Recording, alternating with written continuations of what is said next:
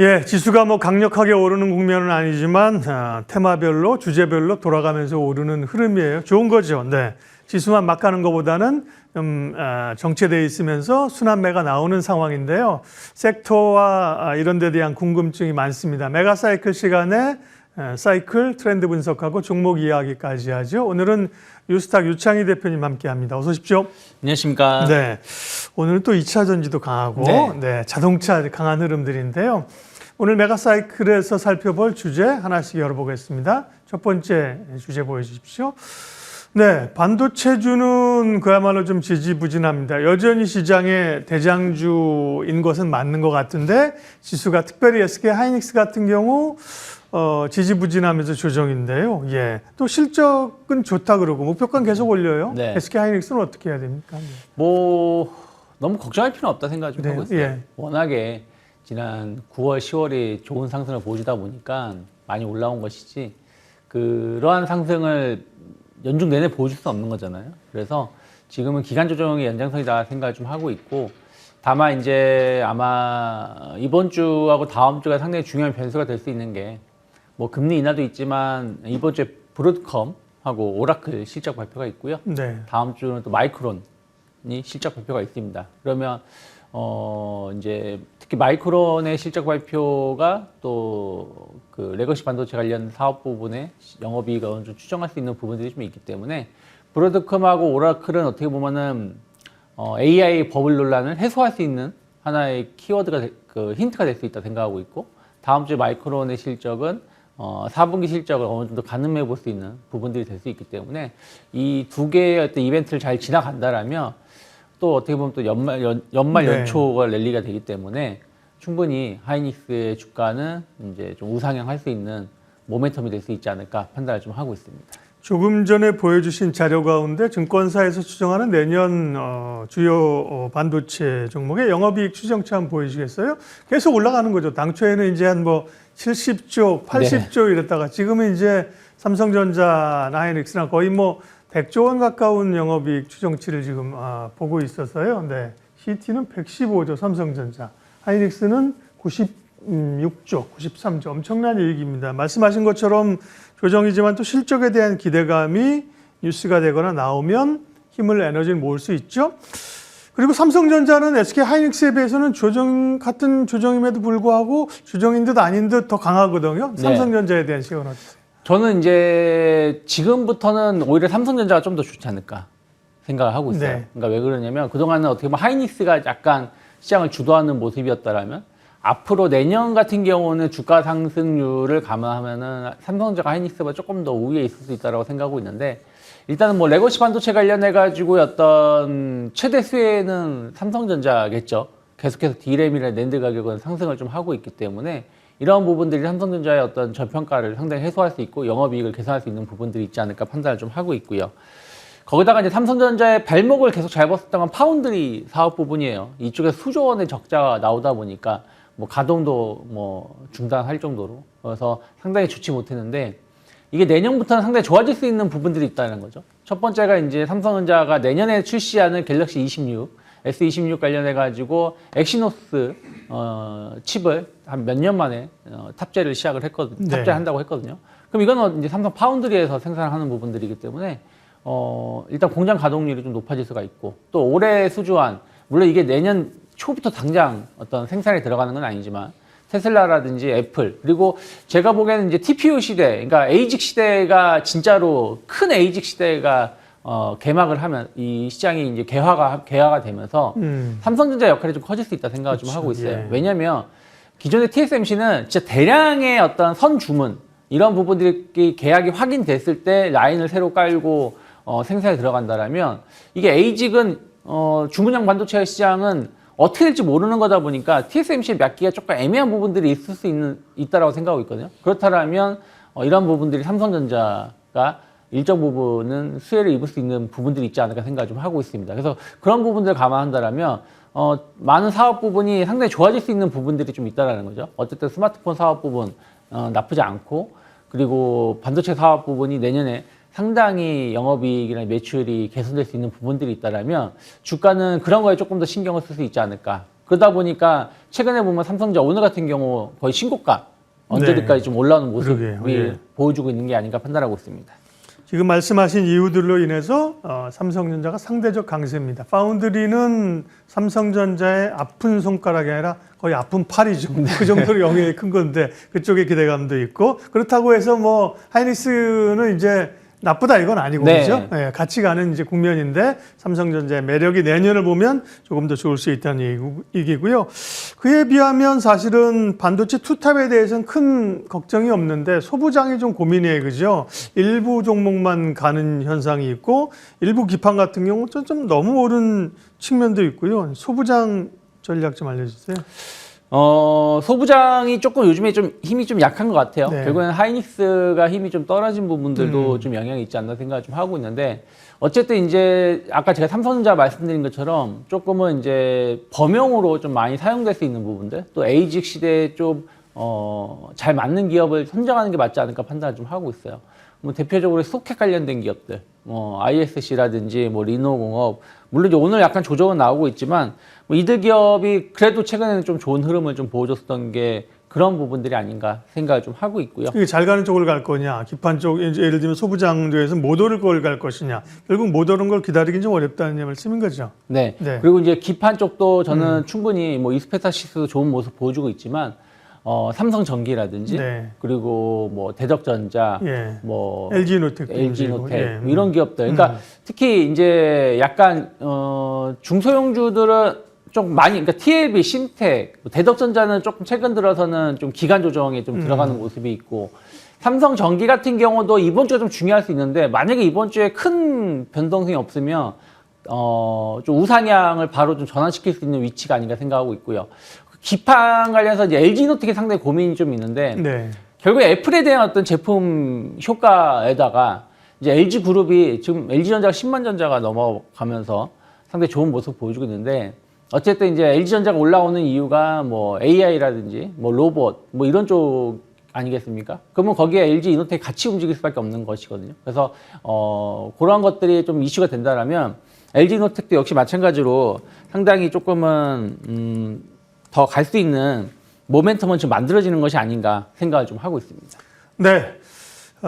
조정을 보이고 있지만 시장의 주도주를 다 고르고 골라서 한 개만 남겨봐. 그럼 사실 반도체죠, 그죠? 그쵸. 네, 반도체 관련된 얘기했고요. 다음 주제 확인하도록 하겠습니다. 다음은 네, 알테오젠. 네, 그 기대도 있고 고민도 많죠. 일단은 현안부터 보면 지난 금요일에 독일에서 이제 특허 소송 가처분이 받아들이면서 독일에서 제품을 판매할 수 없다는 얘기 때문에 급락을 했었습니다. 네. 급락했고 오늘은 이제 주말 사이에 재해석이 좀 나오고 있는데 그 부분부터 좀 평가해 주십시오.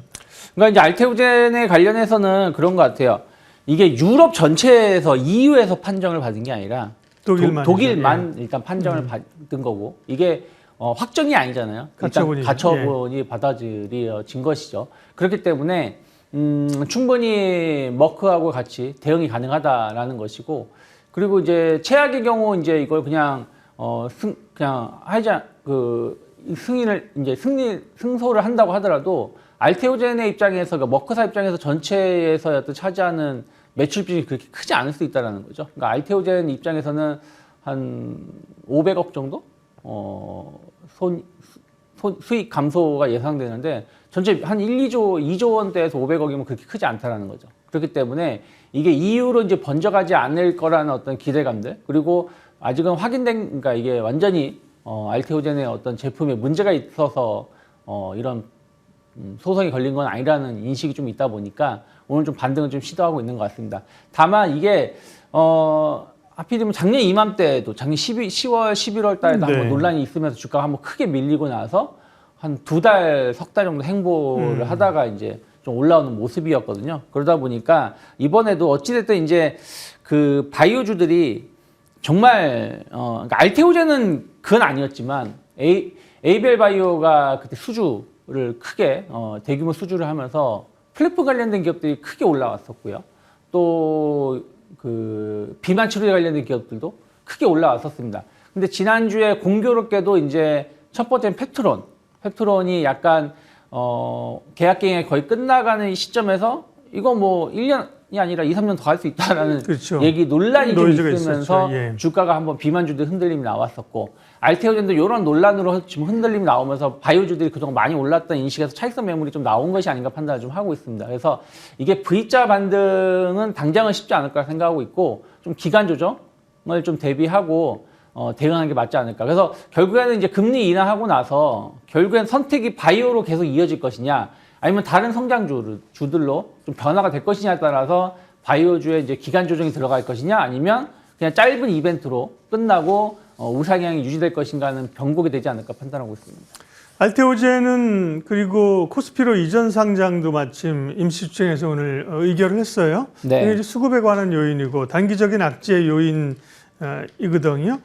이전 상장한 것까지 포함해서 그럼 알테오젠은 지금은 저가 매수해도 되는 구간입니까? 보유자는 어떻게 합니까? 저는 일단은 지금은 저가 매수해도 된다 생각을 좀 하고 있어요. 그러니까 어쨌든 아까 말씀드린 것처럼 독일의 어떤 법원의 결정은 전체 매출이라든지 그 영업이익을 따진다면 그렇게 크지 않을 수 있다는 게 일단 증권사 리포트 평가고 저도 일단 그렇게 생각을 좀 하고 있습니다. 다만 이게 확산되는지 안 되는지 좀 보실 필요가 있다 생각하고 있고 그리고 어쨌든 코스피로 이전 상장이 되게 된다면 아무래도 좀 큰 패시브 자금이 좀 들어올 수 있는 부분들이 있다는 거죠. 수급적으로 상당히 긍정적인 부분들을 중장기적으로 봤을 때 체크해 볼 수 있다면 저는 지금 한 40만 원 중반, 45만 원, 46만 원 요 언저리에서 왔다 갔다 하고 있는데 이 가격 이하에서는 충분히 모아갈 수 있는 가격대가 아닐까 판단하고 있습니다. 네, 알테오젠 얘기했습니다. 바이오 전반적인 얘기는 앞서 좀 녹여주셨기 때문에 알테오젠 얘기로 해서 바이오 얘기는 마무리를 좀 하고요. 다음 또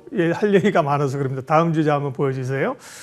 시장에서 사실은 또 이전에 주도주였었던 조방원 또 조금 확장한다면 조선방잔 원전이 조정이잖아요. 그죠? 이거 어떻게 해야 될 것인가? 특별히 방산주를 먼저 보면 조정 가운데 오늘은 또 방산주는 강세입니다. 방산주 시각은요? 근데 방산주는 저는 이제 조금은 이제 중립적으로 봐야 되지 않을까 판단을 좀 하고 있어요. 그러니까 그동안 한 2, 3년 동안 방산주가 엄청나게 상승을 좀 보여줬는데 앞으로에 대한 어떤 흐름을 본다라면 그것만큼 어떤 퍼포먼스를 보여줄 수 있을까라고 생각한다라면 많지 않을 것 같다는 것이죠. 물론 넉넉한 수주잔고 또 이게 매출로 반영되는 부분들이 좀 있고 또 유럽의 어떤 지정학 리스크는 계속 긴장감이 유지가 되면서 주요 국가들에 대한 어떤 방위비 지출은 계속해서 늘어날 가능성이 높지만 이건 다 알고 있는 내용이고 또 국내 기업들이 일정 부분 수주를 계속 이어가고 있는 부분들은 다 알고 있다고 생각을 하고 있습니다. 그래서 이게 뭐 어마어마한 어떤 이제 성장세로 가기보다는 일단 약간 이제 정체기에 좀 들어갈 가능성이 높지 않을까 판단을 좀 하고 있어요. 그래서 방산주 대부분이 조금은 주가가 하락세를 보여주면서 좀 이슈가 좀 있거나 혹은 좀 순환매 관점에서 어떤 반등을 좀 보여주는 것이 아닌가 판단을 좀 하고 있기 때문에 저는 방산주에 대해서는 조금은 중립적인 시각이 좀 필요하고 그나마 좀 추세가 좀 버티고 있고 살아있는 건 한국항공우주가 아닌가 생각을 좀 하고 있어요. 그래서 조금 만약에 방산주를 보신다 그러면 한국항공우주 정도 선에서만 좀 접근을 해보는 게 맞지 않을까 판단을 좀 하고 있습니다. 증권사 시각은 대체로 우호적이고 긍정적이에요. 그런데 유창희 대표님은 중립적으로 방산주 얘기하셨고요. 그동안 약했지 러우 전쟁 종결에 대한 이런 것 때문에 약했고 오늘 좀 강한 것은 또 중국과 일본의 갈등 이런 게 좀 방산주에 영향을 미치는 것 같습니다. 조선은요. 조선도 보면 이제 기간 조정이고요. 어제 보니까 어제는 또 하나오션이 좀 강했었고요. 그죠? 조선주 전략은요. 네. 저는 조선주는 오히려 좀 나쁘지 않다 판단을 좀 하고 있어요. 그러니까 약간 이제 에이펙에서의 어떤 그 핵잠수함 건조에 대한 어떤 기대감이 주가를 한번 끌어올렸다가 그 모멘텀이 사그라들면서 주가가 이제 다 반납을 좀 했는데 저는 내년에도 신규 수주에 대한 어떤 기대감들 그리고 정책에 대한 어떤 기대감을 감안한다라면 조선주의 어떤 실적 성장세는 아직은 계속 유지가 될 수 있다라고 판단을 좀 하고 있습니다. 그래서 오히려 지금 기간 조정을 좀 주고 있고 그러니까 길게 보면 기간 조정이죠. 혹은 또 일정 부분 가격 조정을 주고 있다라고 생각하고 있는데 크게 추세가 훼손되지 않았다 판단하고 있기 때문에 저는 탑픽은 삼성중공업 정도 보고 있고요. 네. 그리고 이제 뭐 하나오션이라든지 현대 중공업 그룹들도 한국조선해양 관련해서도 나쁘진 않다 판단하고 있습니다. 네. 다음은 원전인데요. 두산 에너빌리티 주가를 한번 보여주시겠어요? 원전의 대장주이고 원전주의 방향성을 제시하는데 두산 에너빌리티도 뭐 워낙 좋은 얘기하고 주가 상승했다가 역시 최근에는 좀 관심도도 떨어지고 좀 밀려요. 원전은요? 원전도 저는 계속 봐야 된다 생각을 좀 하고 있어요. 네. 다만 내년부터는 그러니까 지금까지 하고 내년하고 좀 앞으로가 좀 달라질 거라고 생각을 좀 하고 있는 게 지금까지는 어떻게 보면 대부분 이제 말로 올라온 거죠. SMR 어떻게 투자를 해야 된다. SMR이 대안이다. 그리고 대부분의 국가들이 탈원전을 폐기한다. 그러면서 이제 원전을 신규로 지을 것이다. 뭐 이런 어떤 기대감에 의해서 주가가 올라왔다라면 이제부터 내년부터는 이제 그 성과를 좀 보여줘야 된다는 생각을 좀 하고 있어요. 예. 그러니까 예를 들어서 영국처럼 혹은 다른 이제 유럽 국가들이 원전 건설을 계획 프로젝트를 확정을 짓는다든가 이번에도 이제 미국에서 한국하고 일본하고 미국 대미 투자금에 대해서 첫 번째로 투자될 것이 원전이라고 발언했었던 부분들 이게 그러면 내년에 어쨌든 트럼프가 원전 150기인가요?를 짓겠다고 했기 때문에 그러한 것들이 계약으로 내년에 만약에 예. 나온다라면 충분히 주가는 상승할 수 있다. 그래서 원전은 좀 쉬어간다고 하더라도 버릴 게 아니라 모아가는 시점이 아닌가 판단하고 있습니다. 다소 좀 쉬고 있는 조방원의 전략을 들어봤고요. 마지막으로 유창희 대표님 오늘 관심주 좀 간략히 말씀해 주십시오. 네, 저는 STI 반도체 관련해 가지고 네. 나와봤어요.